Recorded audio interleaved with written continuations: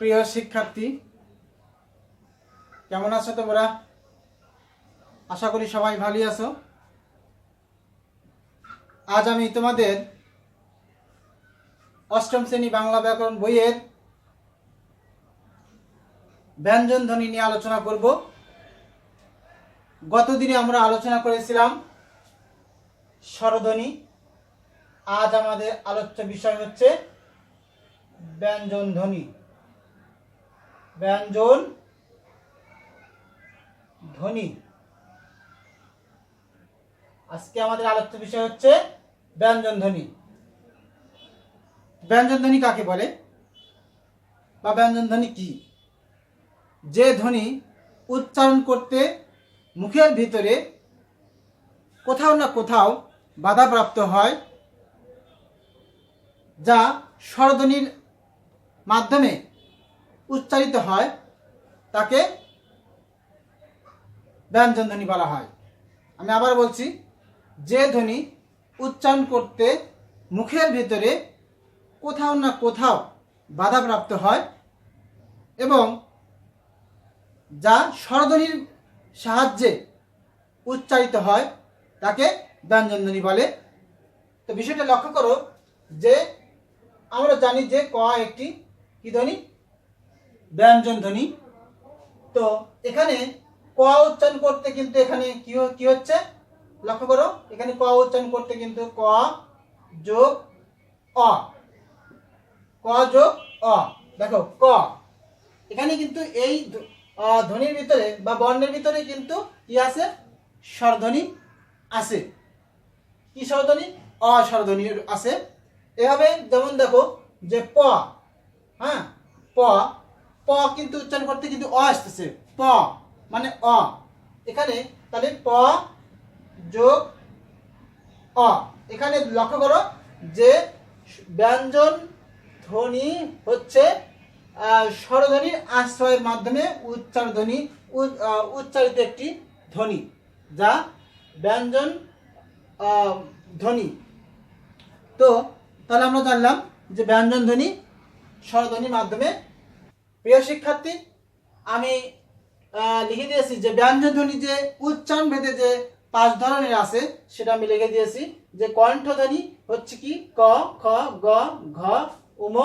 তালব্য ধ্বনি চ, ছ, বর্গীয় জ, ঝ, ঞ। এইভাবে কণ্ঠধ্বনি, তালব্য ধ্বনি, মূর্ধধ্বনি, দন্তধ্বনি, অষ্টধ্বনি 5 ধরনের আছে। তো এই ধ্বনিগুলো দেখো, লক্ষ্য করে এখানে কয়টি আছে? 25টি আছে। এই 25টি বর্ণগুলোকে যেহেতু একই কেন্দ্রে উচ্চারিত হয় বা একইভাবে উচ্চারিত হয় বা এক নিঃশ্বাসে উচ্চারণ করা যায় বলেই এদেরকে স্পর্শ ধ্বনি বলা হয়। যেমন আমরা ছোটবেলায় আমরা উচ্চারণ করেছি যে ক, খ, গ, ঘ, উম, উম, চ, ছ, জ, ঝ, ঞ। এইভাবে আমরা উচ্চারণ করেছি। এগুলো কিন্তু এক নিঃশ্বাসে পড়ে শেষ করা যায় এবং শুধু তাই নয়, এগুলো উচ্চারণ করতে কিন্তু কোথাও কিন্তু কি হয় না, দম কিন্তু বন্ধ হয় না।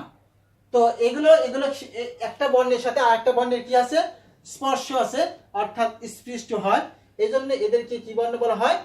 স্পর্শ বর্ণ বলা হয়। তাহলে স্পর্শ বর্ণ কয়টি? স্পর্শ বর্ণ হচ্ছে এখানে 25টি। স্পর্শ বর্ণ এখানে 25টি। এই 25টি বর্ণকে কি বলা হয়? স্পর্শ ধ্বনি বা স্পৃষ্ট ধ্বনিও বলা হয়। তো প্রিয় শিক্ষার্থী, এবার আমরা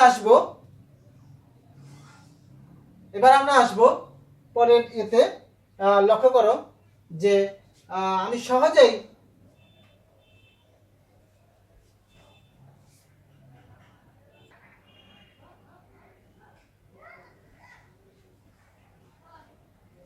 প্রিয় শিক্ষার্থী, আমি সহজেই তোমাদের পরবর্তী বর্ণগুলো কিভাবে এই কণ্ঠধ্বনি, তালব্য ধ্বনি, মূর্ধধ্বনি, দন্তধ্বনি, অষ্টধ্বনির আওতাভুক্ত আমি সেগুলো লিখে দিচ্ছি। তোমরা একটু লক্ষ্য করবে, এখানে সবগুলো কিন্তু একসাথে উচ্চারণ করা হয়েছে। এগুলো কিন্তু সমস্যা নাই, কিন্তু পরবর্তী ধ্বনিগুলো বা পরবর্তী বর্ণগুলো কিভাবে এর সাথে কার সাথে কোনটা জড়িত সহজেই চেনা যায়, আমি সেইগুলো লিখে দিচ্ছি। দেখো, তোমরা একটা জিনিস লক্ষ্য করবে যে এখানে যেহেতু আমি একটু দাগ দিয়ে দিচ্ছি তোমাদের, যেহেতু এখানে বর্গীয় জ আছে, বর্গীয় জ আছে, অতএব বর্গীয় জর সাথে জ, বর্গীয় জ, অতএব এই তালব্য ধ্বনির অন্তর্ভুক্ত হলো অন্তস্থ জ। আচ্ছা, তারপরে এবার যেহেতু বর্গীয় জ অন্তস্থ জ তাহলে একই রিলেটেড, তারপরে এভাবে এরকমই দেখা যায় এমন একটি বর্ণ হচ্ছে অন্তস্থ অ, এটিও কিন্তু এই তালব্য ধ্বনিরই অন্তর্ভুক্ত। তার প্রিয় শিক্ষার্থী লক্ষ্য করো যে বর্গীয় জ, এখানে জ আছে, এই জ থেকে আমরা বুঝতে পারবো যে এই অন্তস্থ জও কিন্তু তালব্য ধ্বনির অন্তর্ভুক্ত। অন্তস্থ জ এরকমই কিন্তু অন্তস্থ অ কিন্তু এই তালব্য ধ্বনির কিন্তু অংশ হবে, কারণ এটা এই দুই বর্ণ কিন্তু প্রায় একই দেখা যাচ্ছে, তাই না? তো এইবার পরবর্তীতে দেখো, যেহেতু ড এবং ঢ এই দুটি বর্ণ সাথে রিলেটেড কিন্তু আছে, কি আছে, আমি যদি ডর সাথে আমি যদি কি দিয়ে দেই, বিন্দু দিয়ে দেই, তাহলে কিন্তু এটা কি হয়ে যাচ্ছে, ড বিন্দু র। আমরা কিন্তু ড শূন্য র বলবো না, ড শূন্য র কিন্তু বলা যাবে না। দেখো যে তাহলে কি বলতে হবে, ড বিন্দু র। আচ্ছা, তারপরে ড বিন্দু র, এভাবে কিন্তু তাহলে কি হচ্ছে, ঢ বিন্দু রও কিন্তু তাই হচ্ছে, এই মূর্ধা ধ্বনিটি কিন্তু অন্তর্ভুক্ত হবে। তাহলে আমরা যদি ড চিনি, ড থেকে কিন্তু আমরা ড বিন্দু র, ঢ থেকে ঢ বিন্দু র বর্ণ খুঁজে বের করতে পারবো। তারপর প্রিয় শিক্ষার্থী লক্ষ্য করো যে এইবার দেখো দন্তন্যর মতোই কিন্তু ল, ল একটি বর্ণ। দেখো দন্তন্য এবং ল প্রায় একই কিন্তু সিস্টেমের একটি বর্ণ, তো এই জন্য এই লটা কি হবে, দন্ত ধ্বনির অন্তর্ভুক্ত হবে। তো এবার আমি জানবো যে পরবর্তী ধাপে লক্ষ্য করো,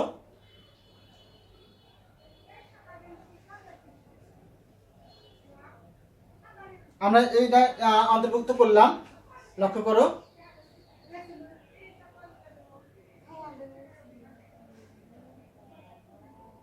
হ্যাঁ প্রিয় শিক্ষার্থী, এবার দেখো যে তার পরবর্তী বর্ণগুলো কোন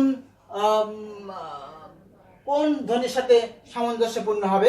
তোমরা একটু লক্ষ্য করো, যেহেতু তালব্য, যেহেতু তালব্য কথাটি লেখা আছে, অতএব এখানে কিন্তু তালব্য স কিন্তু এই ধ্বনিরই কিন্তু অন্তর্ভুক্ত হবে, তালব্য স।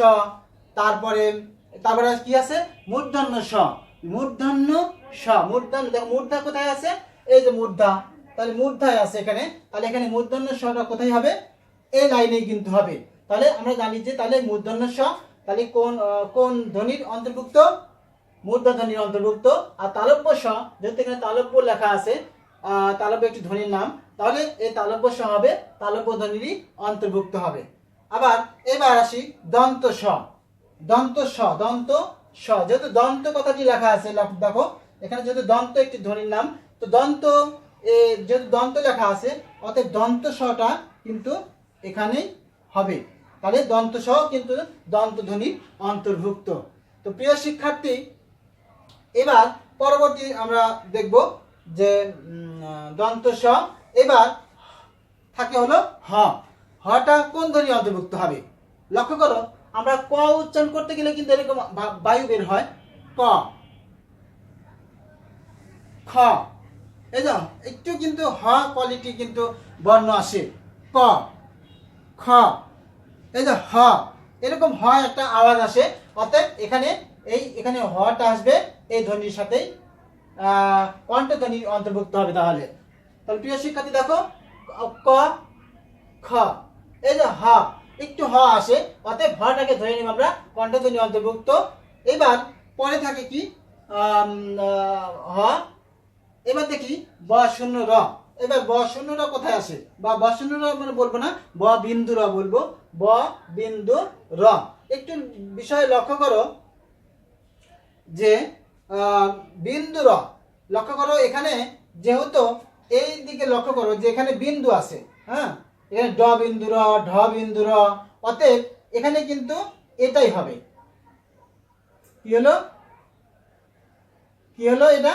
তাহলে এটা ব বিন্দুর, তাহলে কিন্তু এটা এখানে হবে ড বিন্দুর ঢ বিন্দুর। অতএব ব বিন্দুরাও কিন্তু এই লাইনেই হবে, অর্থাৎ মূর্ধন্যের অন্তর্ভুক্ত হবে। এবার আসি হলো খণ্ডত। খণ্ডত কোন ধ্বনির অন্তর্ভুক্ত হবে? খণ্ডত হবে, দেখো লক্ষ্য করো, যেহেতু ত ধ্বনির খণ্ডিত রূপ হচ্ছে ত, ধ্বনির খণ্ডিত রূপ হচ্ছে খণ্ডত, ত ধ্বনির খণ্ডিত রূপ হচ্ছে খণ্ডত। অতএব তো এই খণ্ডত হবে হলো, তাহলে কোন ধ্বনিতে আছে? ত ধ্বনির খণ্ডিত রূপ কি? খণ্ডত, বা খণ্ডত হচ্ছে ত ধ্বনির একটা অংশ মাত্র। তো অতএব এই লাইনে কিন্তু হচ্ছে এখানে তাহলে খণ্ডত।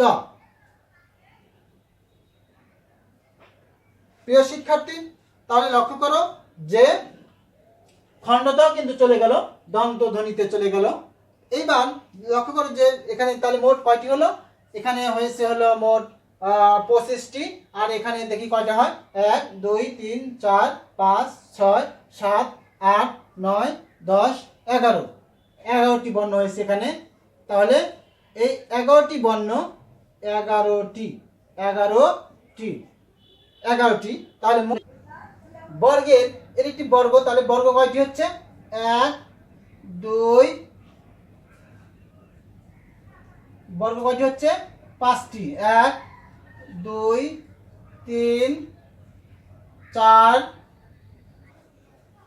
প্রিয় শিক্ষার্থী, আমি এই বর্ণগুলোকে আবার বিভিন্ন নামে নামকরণ করা হয়েছে। যেমন প্রতিবর্গের প্রথম আর হলো তৃতীয়, 1 2 3, প্রতিবর্গের প্রথম আর তৃতীয় বর্ণগুলো উচ্চারণ করতে সময় কম লাগে, এই জন্য এই বর্ণগুলোকে বলা হয় হলো অল্প প্রাণ ধ্বনি। কি ধ্বনি? অল্প প্রাণ ধ্বনি। এরকম অল্প প্রাণ ধ্বনিগুলো কি কি? ক গ, এদিকে আছে চ বর্গীয় জ, এদিকে এখানে আছে ট ড, এখানে আছে ত দ, তারপরে এখানে আছে প ব। এই ধ্বনিগুলো উচ্চারণ করতে সময় কম লাগে, এই জন্য এই বর্ণগুলোকে বলা হয় কি ধ্বনি? অল্প প্রাণ ধ্বনি। কেন, কিভাবে আমরা একটু ক্লিয়ার করি। দেখো কাল, তাহলে অল্প প্রাণ ধ্বনি কোনগুলো আমি একটু লিখে দিচ্ছি। তাহলে অল্প প্রাণ, অল্প অল্প প্রাণ ধ্বনি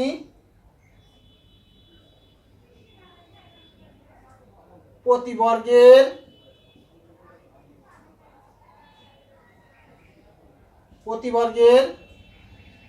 প্রথম ও তৃতীয়। লক্ষ্য করো, যেমন কাল, এটা উচ্চারণ করতে কিন্তু সময় কি লেগেছে? কম লাগছে, কাল। এরকম আমি যদি বলি এখানে গাল, গাল কাল গাল, এটা কিন্তু সময় উচ্চারণ করতে সময় কম লাগছে। অতএব গ, এখানে ক, এটি হচ্ছে অল্প প্রাণ ধ্বনি বা অল্প প্রাণ বর্ণ। তো প্রিয় শিক্ষার্থী, এবার আমরা জানবো যে মহাপ্রাণ ধ্বনি। মহাপ্রাণ ধ্বনি জানবো আমরা। লক্ষ্য করো যে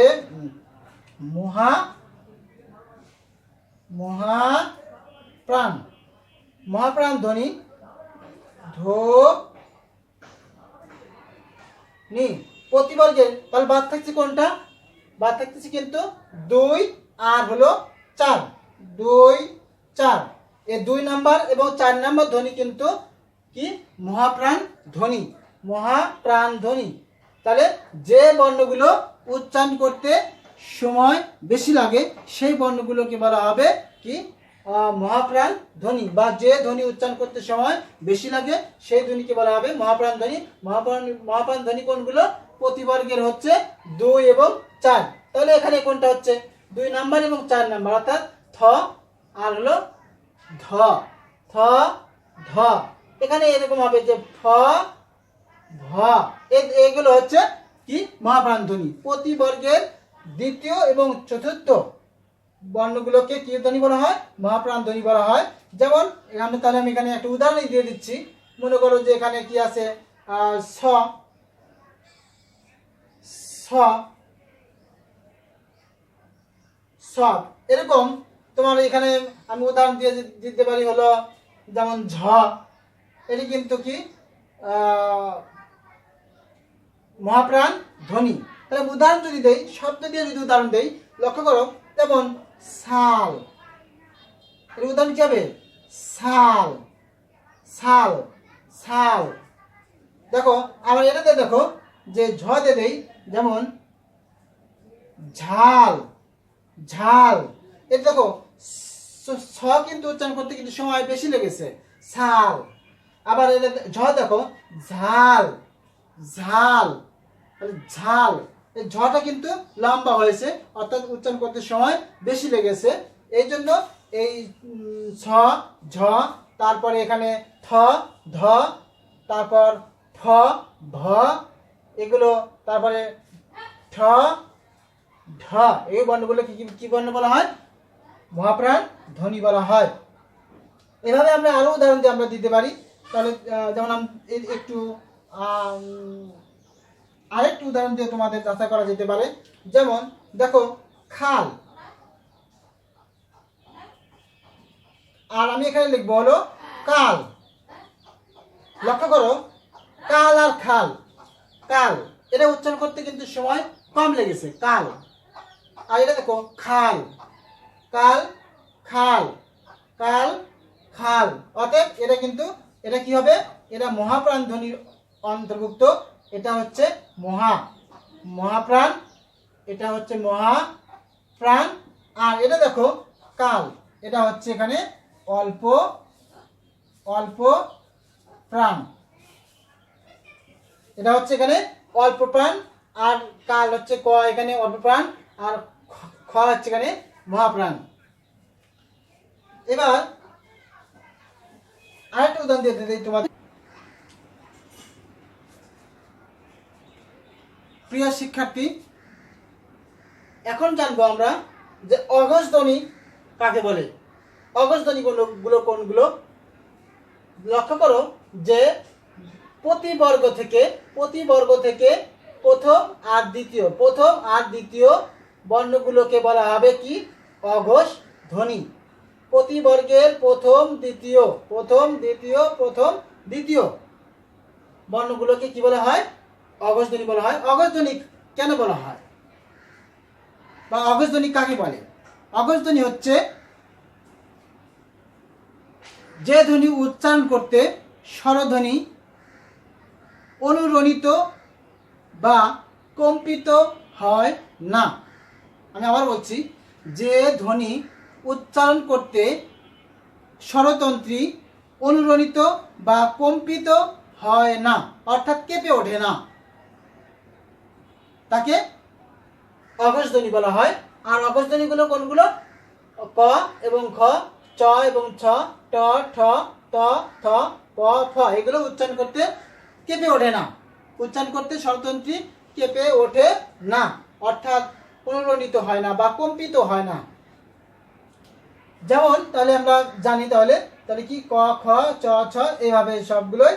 যেমন উদাহরণ লক্ষ্য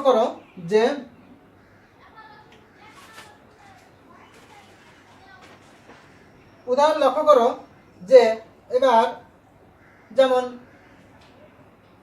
আমি কাল দিয়ে দেই, কাল, এই কিন্তু কেঁপে ওঠেনি। কাল এখানে কি আছে? ক আছে, এটি কিন্তু উচ্চারণ করতে কেঁপে ওঠে নি। এখানে ক, এভাবে কাল, এভাবে তারপর বলা যেতে পারে এখানে খাল, তারপর এখানে যেতে পারে হলো চাল, চাল, তারপর এখানে বলা যেতে পারে এখানে এইভাবে মনে করো যে তাল, তো দিয়ে দিলাম, যেমন তাল। এভাবে আরো হতে পারে, যেমন পাল। এগুলো কিন্তু কেঁপে ওঠে নি। এবার আমরা জানবো এমন কিছু বর্ণ বা ধ্বনি যেগুলো উচ্চারণ করতে কেঁপে ওঠে। যেমন এগুলোকে বলা হবে কি? ঘোষ ধ্বনি, ঘোষ ধ্বনি। তাহলে এখানে তখন ছিল 1, আমরা এখানে দেব কি? 3 এবং 4, অর্থাৎ পরের দুইটা, এই দুইটা পরের গুলো। হ্যাঁ, তাহলে যে ধ্বনিগুলো উচ্চারণ করতে স্বরতন্ত্রী অনুরণিত হয় বা কম্পিত হয়।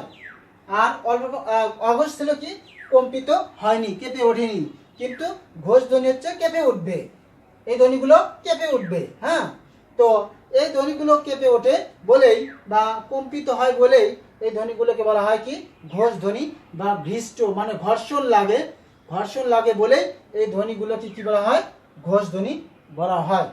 তো এই ঘোষ ধ্বনি কোনগুলো? প্রতি বর্গের হলো তৃতীয় আর চতুর্থ। তার তৃতীয় গ, ঘ, বর্গীয় জ, ঝ, ড, ঢ, এভাবে ব, ভ পর্যন্ত এই ধ্বনিগুলোকে কি বলা হয় ঘোষ ধ্বনি বলা হয়। তাহলে কিভাবে কেঁপে ওঠে একটু উদাহরণ দিচ্ছি আমি।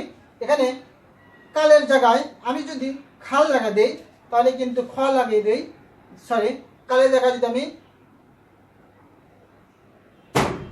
গ লাগা দিই, হ্যাঁ, গাল, এ দেখো কাল, এখানে কিন্তু ক কিন্তু কেঁপে ওঠেনি, কিন্তু গ দেখো গাল, কাল, গাল, এই দুটো লক্ষ্য করো, একটু পার্থক্য দেখো, কাল, গাল। তাহলে দেখো গ কিন্তু এখানে কেঁপে উঠেছে, একটু হলেও কেঁপে উঠেছে। এইভাবে আমি যদি এখানে খালের জায়গায় এবার আমি যদি লাগা দেই, এভাবে আমি যদি আরো উদাহরণ দেই যে এভাবে ঝ, ঝ কিন্তু এখানে কি ঘোষ ধ্বনি অন্তর্ভুক্ত। আমি যদি এখানে লাগা দেই কি ঝাল, ঝাল, লক্ষ্য করো ঝাল, এটি কিন্তু কেঁপে উঠেছে ঝাল। কিন্তু এখানে যদি আমি উচ্চারণ করি যে জাল, তাহলে কিন্তু কেঁপে উঠবে না, সরি, তাহলে কিন্তু জালও কিন্তু কেঁপে উঠবে, জাল, জাল, তাহলে কিন্তু জ কিন্তু কেঁপে উঠেছে। কিন্তু আমি যদি চ, ছ দিয়ে উচ্চারণ করি তাহলে কিন্তু কেঁপে উঠবে না। হ্যাঁ, তারপরে এভাবে তোমরা দেখো, যেমন এখানে যদি আমি দেই ডন, এর ডন, ডন, ডন, ডটা কেঁপে উঠেছে। কিন্তু আমি যদি এইগুলো দিয়ে দেই তাহলে কিন্তু এগুলো কিন্তু কেঁপে উঠবে না। এভাবে যেমন দেখো যে আমি আরো উদাহরণ দিচ্ছি, দেখো ত দিয়ে এখানে কি দিলাম তাল, এটা কিন্তু ত কিন্তু কেঁপে ওঠেনি। আবার থাল, এটাও কিন্তু কেঁপে ওঠেনি, কারণ এগুলো হলো অঘোষ ধ্বনি। কিন্তু এই দুটোতে বর্ণনা করি, যেমন মুছে দিলাম আমি, যেমন দুধ, দুধ, ডটা উচ্চারণ করতে কিন্তু কেঁপে উঠছে বা কম্পিত হচ্ছে, দুধ, দুধ, দ উচ্চারণ করতে কেঁপে উঠছে দুধ। বা এবার আবার যদি মনে করি যে ধান, ধান, ধান, ধ উচ্চারণ করতে কিন্তু কষ্ট হচ্ছে বা ঘর্ষণ লাগছে বা কম্পিত হচ্ছে, ধান, দুধ, দুধ, তাহলে এগুলো কিন্তু কি হচ্ছে, এরা হলো কি ঘোষ ধ্বনি। তারপরে এটা হচ্ছে ঘোষ ধ্বনি, কিন্তু এগুলো উচ্চারণ কিন্তু তা হচ্ছে না, তাল, থাল, তাল, থাল উচ্চারণ করতে কিন্তু সহজ, কিন্তু এগুলো উচ্চারণ কিন্তু সহজ নয়। দুধ, তাহলে দটা কিন্তু কেঁপে উঠছে। এবার ধান, ধ কিন্তু এখানে কেঁপে উঠছে, অতএব দ ধ এখানে এইভাবে দ ধ হলো, এইভাবেই এটা কি হচ্ছে ঘোষ ধ্বনি হয়ে যাচ্ছে।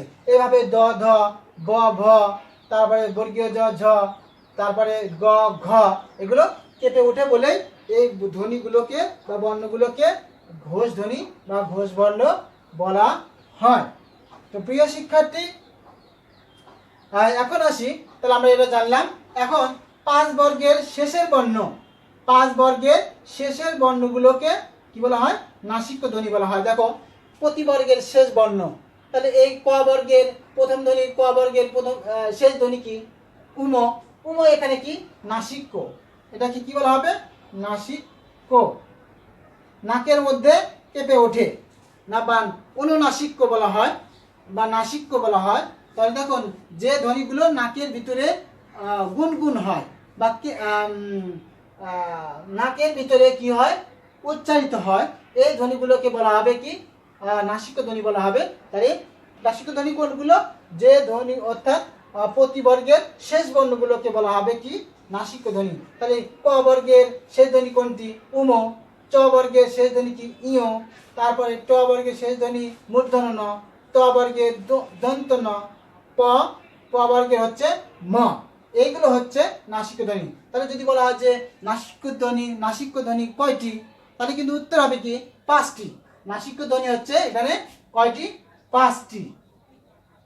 ধ্বনির আওতাভুক্ত নয়। প্রিয় শিক্ষার্থী, আমি আবার বলছি, অল্প প্রাণ ধ্বনি, মহাপ্রাণ ধ্বনি, অঘোষ ধ্বনি, ঘোষ ধ্বনি, তারপরে নাসিক্য ধ্বনি, এগুলোর মধ্যেই এই 25টির মধ্যেই কিন্তু সীমাবদ্ধ। এই 25টির মধ্যে সীমাবদ্ধ, এর বাইরে কিন্তু নয়। ঠিক আছে? অর্থাৎ স্পর্শ ধ্বনির মধ্যেই ঘোষ, অঘোষ, অল্প প্রাণ, মহাপ্রাণ, নাসিক্য।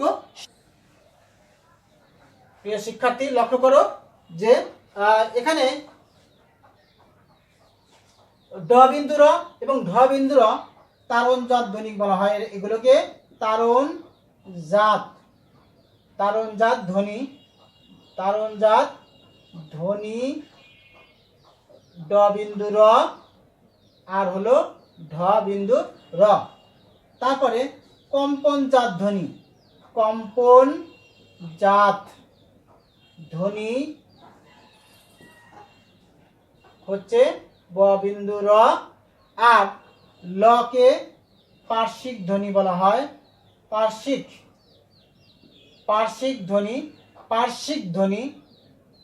ধ্বনি হচ্ছে এখানে ল আর ল। শীষ ধ্বনি লক্ষ্য করো, শীষ ধ্বনি, শীষ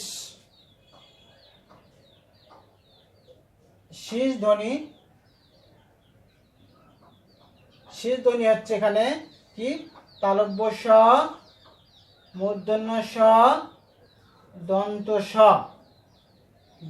স, এগুলোকে কি বলা হয়? শীষ ধ্বনি। আর উষ্ম ধ্বনি দেখো, উষ্ম ধ্বনি, তালব্য স, মূর্ধন্য স, দন্ত স, হ, এগুলো হচ্ছে উষ্ম ধ্বনি। তাহলে শীষ ধ্বনি কয়টি? শীষ ধ্বনি হচ্ছে 3টি, আর উষ্ম ধ্বনি হচ্ছে এখানে 4টি। তারপরে এখন তাহলে আর এর মধ্যে কিন্তু সব শেষ হয়ে গেল। এবার তারপরে আর পরাশ্রয়ী বর্ণ তো আমরা জানি যে অনস্বর বিসর্গ হচ্ছে, আমার লিখে দিচ্ছি আমি, পরাশ্রয়ী বর্ণ 3টি, অনস্বর, বিসর্গ, চন্দ্র বিন্দু। প্রিয় শিক্ষার্থী, এটি একটি গুরুত্বপূর্ণ চ্যাপ্টার। এই চ্যাপ্টার থেকে বিভিন্ন পরীক্ষায় অনেক প্রশ্ন কিন্তু আসে। তো আমরা আশা করি এটা ভালোভাবে আরও আমরা আলোচনা করব, বন্ধুদের সাথে আমরা প্র্যাকটিস করব। তো এই কামনা করে আজকের পাঠ আমি এখানে শেষ করছি। ধন্যবাদ, সবাই ভালো থাকো।